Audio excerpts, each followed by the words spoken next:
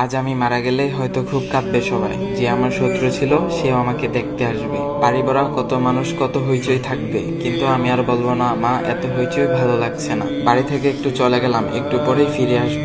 কিছু মানুষ পানি গরম করতে দিচ্ছে, আর কিছু মানুষ মসজিদের ওই পালং আনতে গেল, একদল গেল কবর খুঁড়তে। তখন হয়তো আর বলবো না মা অমুকে মারা গিয়েছে, কবর খুঁড়তে গেলাম।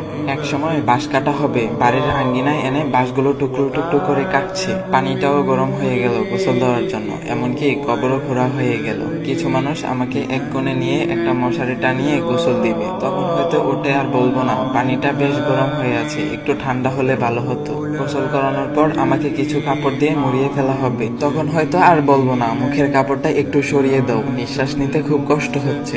এক সময় কান্নাকাটিটা বেশ বেড়ে গেল, কারণ এখন আমাকে মাটি দেওয়ার জন্য নিয়ে যাবে, এমনকি কাঁধে উঠিয়ে ফেললো। তারপর সেই ঘরটার সামনে দিয়ে আমাকে নিয়ে যাবে, যেই ঘরের মধ্যে কিনা আমি